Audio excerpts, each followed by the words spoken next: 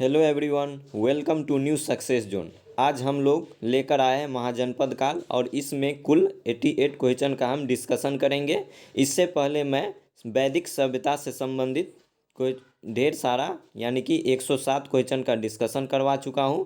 जो भी स्टूडेंट इसे देखना चाहते हैं तो प्ले लिस्ट में जाके देख सकते हैं। तो आइए वीडियो को शुरू करते हैं। पहला सवाल है 16 महाजनपदों का सूची उपलब्ध कहाँ पे मिलता है। तो 16 महाजनपदों की जो सूची मिलती है ये अंगुत्तर निकाय में देखने को मिलती है और अंगुत्तर निकाय यह बौद्ध ग्रंथ से संबंधित है। अगले सवाल पे आते हैं। अगला सवाल है कौन सा बौद्ध ग्रंथ 16 महाजनपदों का उल्लेख करता है। तो अंगुत्तर निकाय यह 16 महाजनपदों का उल्लेख करता है, जबकि जैन ग्रंथ के भगवती सूत्र में 16 महाजनपदों का उल्लेख किया गया है। किस प्रकार का मृदभांड या पॉटरी भारत में द्वितीय शहरीकरण का प्रारंभ का प्रतीक माना गया है। तो ये हो जाएगा उत्तरी काले पॉलिशकृत बर्तन। क्या हो जाएगा दोस्तों? उत्तरी काले पॉलिशकृत बर्तन। उस राज्य का नाम बताइए जिसने पहली बार युद्ध में हाथियों का इस्तेमाल किया था। तो युद्ध में हाथियों का इस्तेमाल किया गया था मगध के द्वारा। अगले सवाल पे आते हैं। उस गणतंत्र का नाम बताइए जो 6ठी शताब्दी ईसा पूर्व जातियों का राज्य संघ था। तो ये था वज्जी। अगले सवाल पे आते हैं। 6ठी शताब्दी ईसा पूर्व का मत्स्य महाजनपद कहाँ स्थित था। तो 6ठी ईसा पूर्व का जो मत्स्य महाजनपद था वह राजस्थान में स्थित था। अगले सवाल पे आते हैं। 16 महाजनपदों में से किसकी राजधानी तक्षशिला थी। तो तक्षशिला राजधानी थी गांधार की। अगले सवाल पे आते हैं। निम्नलिखित मगध के राजवंशों का कालानुक्रम लिखिए। तो ये सभी 4 वंश दिए गए हैं और चारों वंश को क्रम में सजाना है। तो पहला हो जाएगा हर्यक वंश, उसके बाद हो जाएगा शिशुनाग वंश, 2 नंबर पे आ जाएगा शिशुनाग वंश। उसके बाद हो जाएगा तीसरा नंबर पे नंद वंश और चौथा नंबर पे हो जाएगा मौर्य वंश। तो इस तरीके से आप लोग का आंसर हो जाएगा 4 2 3 1। 4 4 2 1 3 हो जाएगा। ऑप्शन नंबर सी आप लोग का सही हो जाएगा। पहला हो जाएगा हर्यक वंश, उसके बाद हो जाएगा शिशुनाग वंश, उसके बाद हो जाएगा नंद वंश और लास्ट में हो जाएगा मौर्य वंश। अगले सवाल पे आते हैं। ईसा पूर्व 6ठी शताब्दी में विश्व की प्रथम गणतंत्रात्मक व्यवस्था कहाँ थी। तो विश्व की जो प्रथम गणतंत्रात्मक व्यवस्था देखने को मिली थी वह वैशाली में थी। अगले सवाल पे आते हैं। निम्नलिखित में से कौन सा एक अन्य तीनों के समसामयिक नहीं था। तो मिलिंद जो था तीनों के समकालीन नहीं था, जबकि बिंबिसार, गौतम बुद्ध और प्रसेनजित ये सब जो थे एक दूसरे के समकालीन थे। अगले सवाल पे आते हैं। प्राचीन काल में पटना को किस नाम से जाना जाता था। तो प्राचीन काल में पटना को पाटलिपुत्रा के नाम से जाना जाता था। अगले सवाल पे आते हैं। इनमें से कौन मगध का शासक नहीं था। तो कनिष्क जो था ये मगध का शासक नहीं था, जबकि घनानंद, शिशुनाग और बिंदुसार ये सब मगध का शासक था। अगले सवाल पे आते हैं। उत्तरी बिहार का प्राचीन नाम क्या था। पूछा जा रहा है कि उत्तरी बिहार का प्राचीन नाम क्या था। तो उत्तरी बिहार का प्राचीन नाम वज्जी था। अगले सवाल पे आते हैं। निम्नलिखित में से प्राचीनतम राजवंश कौन सा है। तो प्राचीनतम राजवंश जो है ये नंद वंश है और नंद वंश का जो अंतिम शासक था घनानंद था और घनानंद को पराजित करके मौर्य वंश को स्थापित किया जाता है चंद्रगुप्त मौर्य के द्वारा। अगले सवाल पे आते हैं। अगला सवाल है बिंबिसार के बाद कौन उत्तराधिकारी बना। तो बिंबिसार के बाद जो अगला उत्तराधिकारी बनता है वो बनता है अजातशत्रु। बिंबिसार के बाद अगला उत्तराधिकारी बनते हैं अजातशत्रु। अजातशत्रु को पितृहंता के नाम से भी जाना जाता है। क्यों इसे पितृहंता इसलिए कहा जाता है क्योंकि यह अपने पिता का वध करके गद्दी पर बैठा था। अगले सवाल पे आते हैं। मगध सिंहासन के लिए बिंबिसार का उत्तराधिकारी कौन बना? तो मगध सिंहासन के लिए बिंबिसार का उत्तराधिकारी बनता है अजातशत्रु। अगले सवाल पे आते हैं। सबसे पहले व्यापारिक संघ की स्थापना किस काल में हुई थी? तो व्यापारिक संघ की स्थापना हुई थी महाजनपद काल में। अगले सवाल पे आते हैं। प्राचीन साम्राज्य अवंती की राजधानी कहाँ अवस्थित थी? तो अवंती की राजधानी थी,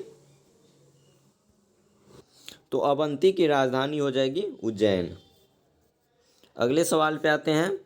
कुरु महाजनपद की राजधानी कहाँ थी? तो कुरु महाजनपद की राजधानी थी इंद्रप्रस्थ। अगले सवाल पे आते हैं। पाटलिपुत्रा शहर की नींव किसके द्वारा रखी गई थी? तो पाटलिपुत्रा शहर की नींव रखी गई थी उदयन के द्वारा। सिंहासन छीनने के लिए बिंबिसार का वध किसने किया था? तो सिंहासन छीनने के लिए बिंबिसार का वध किया था अजातशत्रु ने। बिंबिसार और अजातशत्रु संरक्षक थे। पूछा जा रहा है कि बिंबिसार और अजातशत्रु किस धर्म के संरक्षक थे? तो इसका आंसर हो जाएगा इनमें से कोई नहीं, चौथा आंसर हो जाएगा। तो बिंबिसार और ये अजातशत्रु जो थे ये संरक्षक थे, बौद्ध धर्म के ये दोनों संरक्षक थे। अगले सवाल पे आते हैं। पुराणों के अनुसार मगध राजवंश का संस्थापक कौन था? तो पूछा जा रहा है कि पुराणों के अनुसार मगध राजवंश का संस्थापक कौन था? तो मगध राजवंश का संस्थापक था बृहद्रथ। अगले सवाल पे आते हैं। बुद्ध और महावीर निम्नलिखित में से किस महाजनपद में आते थे? तो बुद्ध और महावीर जो है ये मगध महाजनपद में आते हैं। प्रथम मगध साम्राज्य का उत्कर्ष किस शताब्दी में हुआ था? तो प्रथम मगध साम्राज्य का जो उत्कर्ष हुआ था यह ईसा पूर्व 6वीं शताब्दी में इसका उदय हुआ, उत्कर्ष हुआ था। अगले सवाल पे आते हैं। अगला सवाल है। निम्नलिखित में से किस राजा ने पाटलिपुत्रा बसाया था? तो पाटलिपुत्रा उदयन के द्वारा बसाया गया था। अगले सवाल पे आते हैं। किस शासक द्वारा सर्वप्रथम पाटलिपुत्रा का राजधानी के रूप में चयन किया गया था? तो ये भी उदयन के द्वारा ही पाटलिपुत्रा को राजधानी के रूप में चयनित किया गया था। अगले सवाल पे आते हैं। मगध की प्रथम राजधानी कौन सी है? तो मगध की प्रथम राजधानी गिरिब्रज है या राजगिरी है। अगले सवाल पे आते हैं। मगध की प्रारंभिक राजधानी कौन थी? तो मगध की प्रारंभिक राजधानी राजगिरी या गिरिब्रज था। अगले सवाल पे आते हैं। अजातशत्रु के वंश का क्या नाम था? तो अजातशत्रु के वंश का नाम था हर्यक वंश, और हर्यक वंश का जो संस्थापक था वह बिंबिसार था। अगले सवाल पे आते हैं।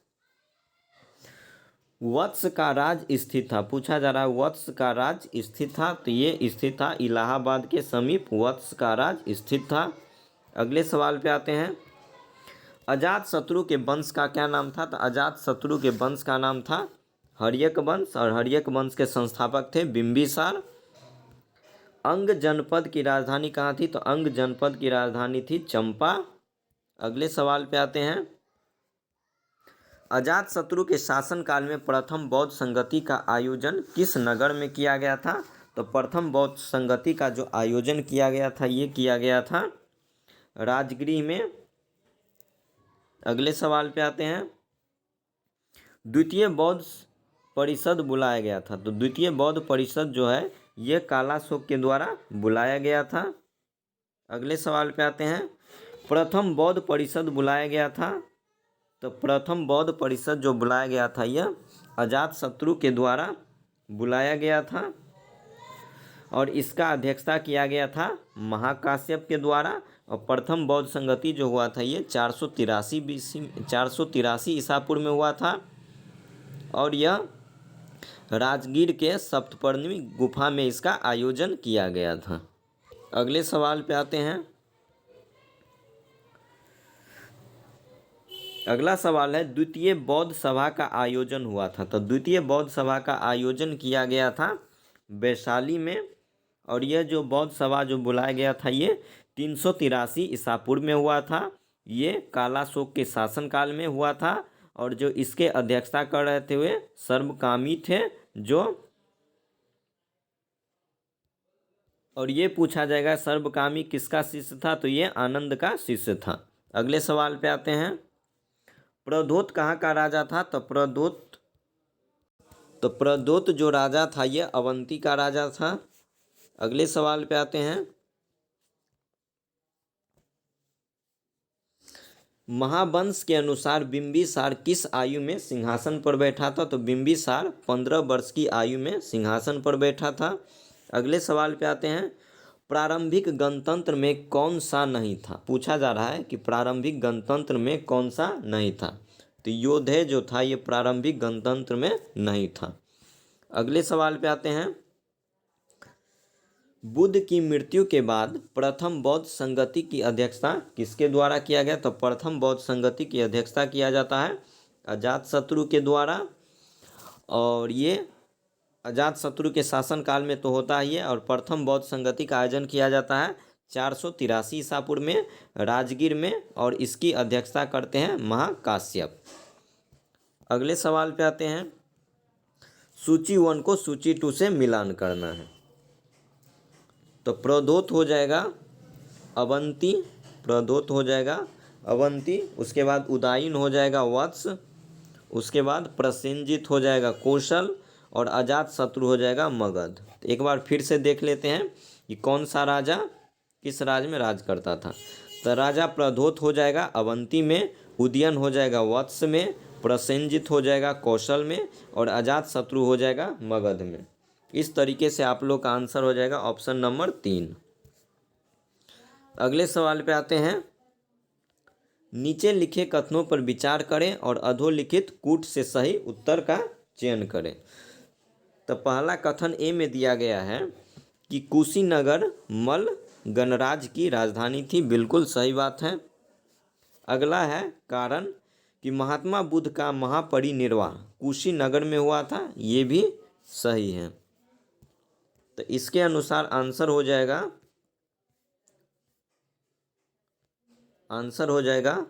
2 हो जाएगा।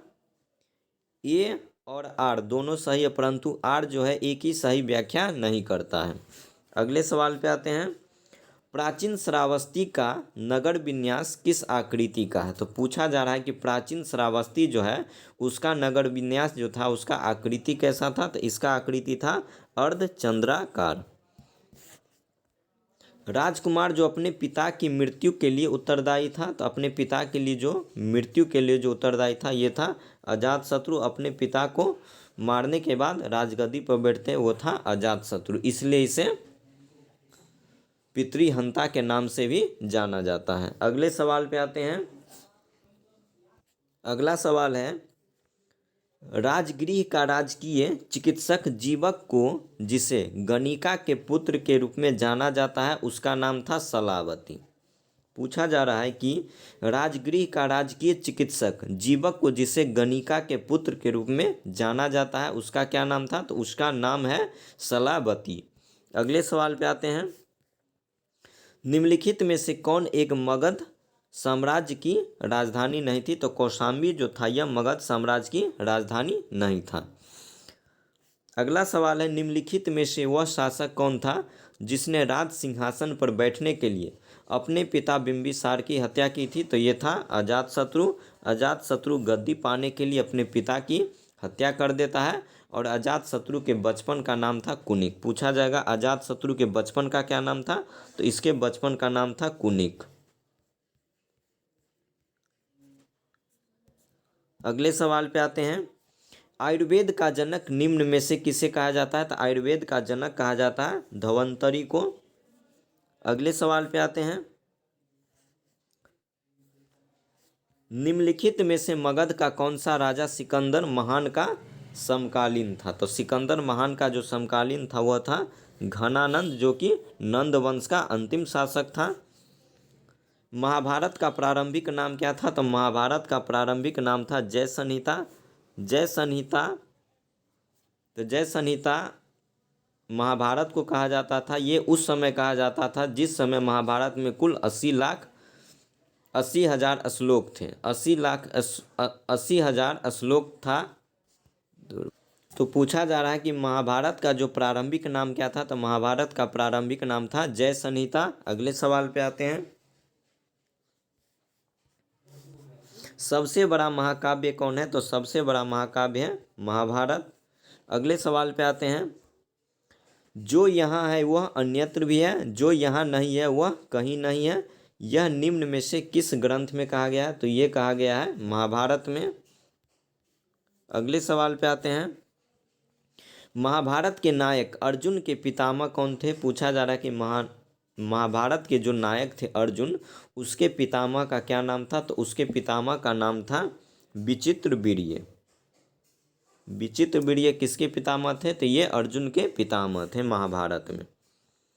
महाभारत काल में महानदी का क्या नाम था, तो महाभारत काल में महानदी का नाम था महानंदा। मान्यता अनुसार महाभारत की लड़ाई कुरुक्षेत्र में कितने दिन लड़ी गई थी, तो ये कुरुक्षेत्र में कुल 18 दिनों तक लड़ा गया था। महाभारत की लड़ाई कुरुक्षेत्र में कुल 18 दिनों तक लड़ा गया था। अलेक्जेंडर यानी कि सिकंदर का ही नाम है, और पोरस ने लड़ाई लड़ी थी, ये लड़ी थी झेलम नदी के किनारे। इसे ही विस्तता का युद्ध भी कहा जाता था, जो कब हुआ था, तो ये हुआ था 326 बीसी में। कब हुआ था, 326 बीसी में हुआ था। किसके किसके बीच हुआ था, तो सिकंदर और पोरस के बीच हुआ था, जिसमें पोरस को हार का सामना करना पड़ता है। अगला सवाल है।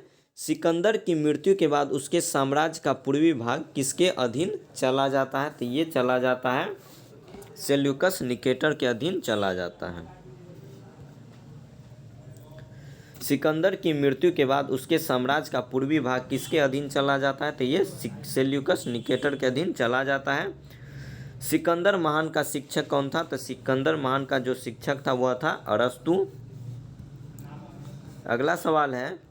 सिकंदर महान ने किस वर्ष भारत पर आक्रमण किया था, तो सिकंदर महान के द्वारा 326 ईसा पूर्व में भारत पर आक्रमण किया जाता है। अगला सवाल है। झेलम नदी के किनारे प्रसिद्ध विस्तता का युद्ध किन किन शासकों के बीच हुआ था, तो ये हुआ था पोरस और सिकंदर के बीच हुआ था। और विस्तता युद्ध को हाइडेस्पीज का युद्ध भी कहा जाता है, और इसे झेलम का भी युद्ध कहा जाता है। झेलम का युद्ध इसलिए कहा जाता है क्योंकि यह युद्ध झेलम नदी के किनारे लड़ा गया था, और यह युद्ध 326 ईसा पूर्व में लड़ा गया था। पोरस और सिकंदर महान के बीच लड़ा गया था, जिसमें पोरस को हार का सामना करना पड़ा था। अगले सवाल पे आते हैं। 326 ईसा पूर्व उत्तर पश्चिम भारत में सिकंदर का अतिक्रमण इसमें से किसके काल में हुआ था, तो ये नंद के काल में हुआ था। पूछा जा रहा है कि 326 ईसा पूर्व उत्तर पश्चिम भारत में सिकंदर का अतिक्रमण इसमें से किसके काल में हुआ था, तो नंद के काल में हुआ था। 326 ईसा पूर्व में भारत पर किसके नेतृत्व में विदेशी आक्रमण किया गया था, तो ये अलेक्जेंडर या सिकंदर के नेतृत्व में विदेशी आक्रमण किया गया था। भारत पर प्रथम बार आक्रमण करने वाला विदेशी कौन था, तो भारत पर प्रथम विदेशी आक्रमण करने वाला ये था सिकंदर महान था। भारत पर प्रथम बार जो विदेशी आक्रमण किया था वह किया था सिकंदर महान के द्वारा। अगला सवाल है। सिकंदर द्वारा पोरस की पराजय किस युद्ध में होती है, तो ये झेलम की युद्ध में होती है। इसे ही विस्तता का युद्ध कहा जाता है, और इसे ही हाइडेस्पीज का युद्ध कहा जाता है, जो 326 ईसा पूर्व में होता है। अगला सवाल है। वापस पुराने दिनों में किसे भारत के गवर्नर के रूप में महान सिकंदर द्वारा पछाड़ दिया गया था, तो ये सेल्यूकस निकेटर के द्वारा पछाड़ दिया गया था।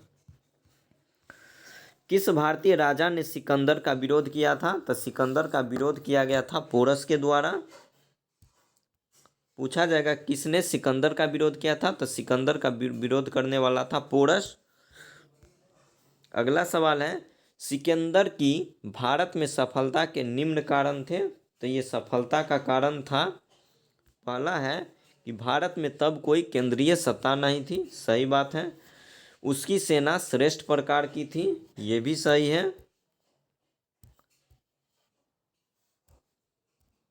दूसरा भी कथन सही है कि उसकी सेना श्रेष्ठ प्रकार की थी, यह भी सही है। उसको देशद्रोही भारतीय शासकों का सहयोग मिला था, ये भी सही है। अगला पॉइंट है वह एक अच्छा प्रशासक था, ये कथन गलत है। वह एक अच्छा प्रशासक नहीं था। इस तरीके से आप लोग का आंसर हो जाएगा आंसर नंबर 2, यानी कि 1, 2, 3। अगला सवाल है नंद राजवंश का आखिरी शासक कौन था जिसे चंद्रगुप्त मौर्य ने पराजित किया था? तो ये था घनानंद, जिसे चंद्रगुप्त मौर्य के द्वारा पराजित किया जाता है और मौर्य वंश की नींव रखा जाता है। अगले सवाल पे आते हैं।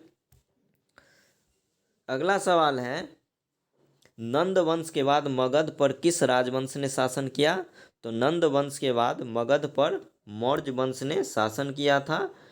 मौर्य वंश का चंद्रगुप्त मौर्य था जिसने नंद वंश के अंतिम शासक घनानंद को पराजित करके मौर्य वंश की नींव डाली थी।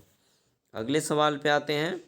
निम्नलिखित में से कौन सा प्राचीन भारतीय नगर 3 विद्वान संतों कपिल, गार्गी और मैत्रेय का घर था? तो ये हो जाएगा, इसका आंसर हो जाएगा मिथिला। अगले सवाल पे आते हैं। निम्नलिखित में से कौन संस्कृत का प्रथम व्याकरणविद था? अगला सवाल है निम्नलिखित में से कौन संस्कृत का प्रथम व्याकरणविद था? तो ये था पाणिनि। पाणिनि जो था संस्कृत का प्रथम व्याकरणविद था।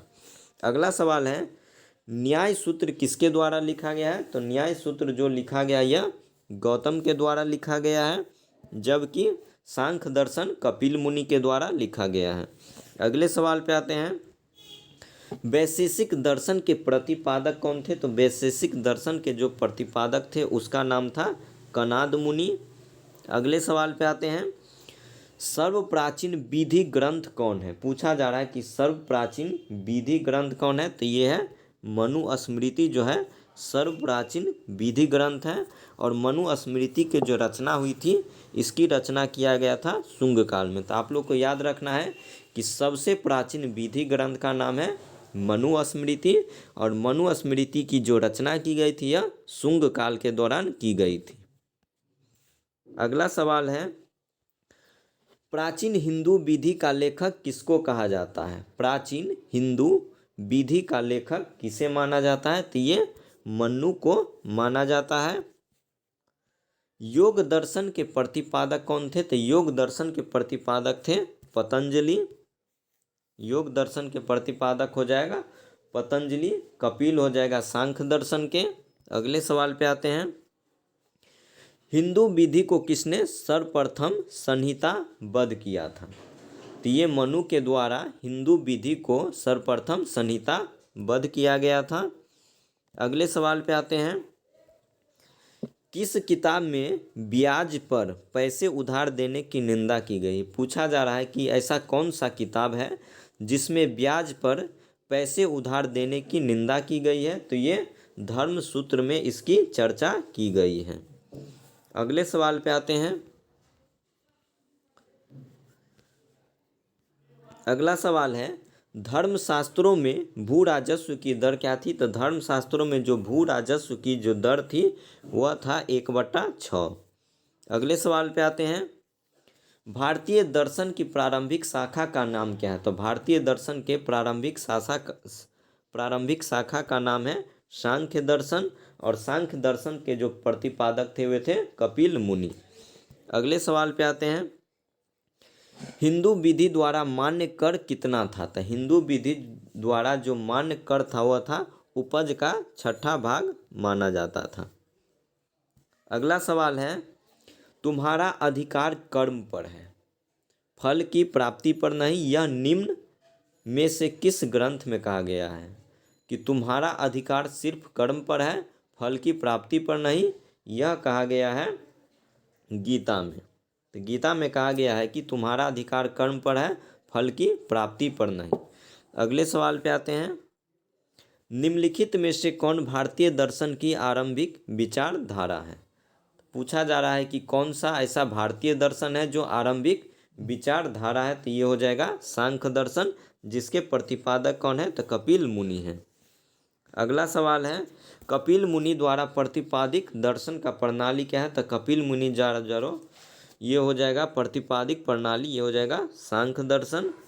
अगला सवाल है न्याय दर्शन को किसने प्रतिपादित किया था। तो न्याय दर्शन को प्रतिपादित किया गया था गौतम के द्वारा। अगले सवाल पे आते हैं मनु स्मृति मुख्यतः संबंधित है। तो मनु स्मृति जो संबंधित है यह कानून से संबंधित है। अगले सवाल पे आते हैं निम्न में से किसे भारतीय परमाणुवाद का जनक कहा जाता है। तो परमाणुवाद का जनक कहा जाता है महर्षि कणाद को, और ये सवाल पिछले बार बीपीएससी में भी पूछा जा चुका है। तो इस तरीके से दोस्तों आप लोग का महाजनपद काल का 88 क्वेश्चन का सीरीज समाप्त होता है। उम्मीद है आप लोग को देखकर अच्छा लगेगा। अगर अच्छा लगे तो लाइक और सब्सक्राइब कीजिए। जय हिंद, जय भारत।